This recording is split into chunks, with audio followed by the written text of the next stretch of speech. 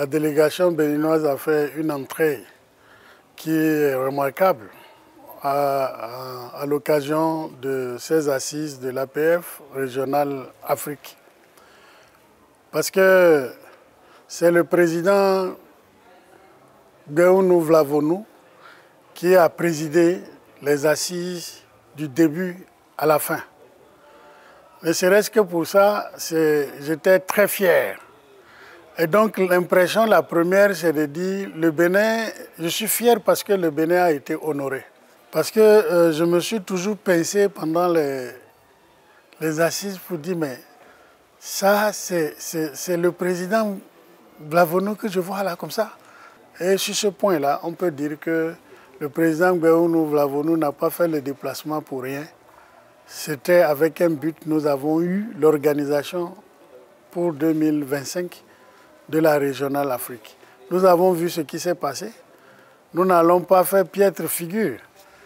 Notre pays a l'expérience aussi des organisations, mais nous saurons sûrement prendre des dispositions sous la conduite du président Louis Guéhounou Vlavonou. Le point d'orgue, c'est le thème sur la diplomatie parlementaire et les crises au niveau de la région Afrique qui ont focalisé notre attention. Ce qu'il faut retenir principalement, c'est que nous avons été édifiés par les experts sur la diplomatie parlementaire et qui est un concept tout à fait pas nouveau, mais qui est en évolution pour venir en appui à la diplomatie classique qui est du domaine régalien des chefs d'État, c'est-à-dire de l'exécutif. La diplomatie parlementaire, en réalité, c'est pour venir faire intervenir les représentants des peuples.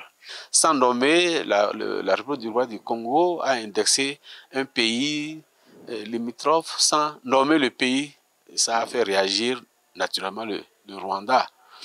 Et cela a fait que, grâce à notre dextérité, on a pu faire parler les deux, ce qui n'était pas évident. Et cela n'a pas été souvent possible à nos assemblées.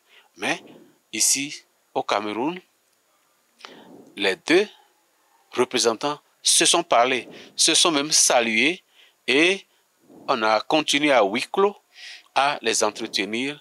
Et déjà, c'est un début des résultats de la diplomatie parlementaire. Moi, je suis particulièrement satisfait et content de ce qui s'est passé. En réalité, la présidence de l'Assemblée parlementaire de la francophonie au niveau international revenait au Gabon. Mais le Gabon étant en situation de transition, ne pouvait pas prendre ce poste. Et comme ça revenait à l'Afrique centrale, et on a demandé à l'Afrique centrale de se retrouver pour nous faire une proposition, et c'est le Cameroun. Dès lors que l'Afrique centrale a accepté que cela soit le Cameroun, il n'y a eu aucune objection.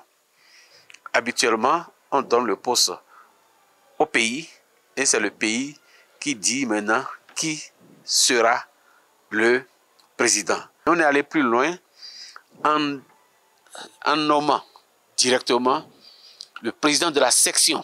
Hilarion Eton, on l'a nommé directement et à l'unanimité avec un standing ovation pour manifester l'adhésion totale de tout le monde.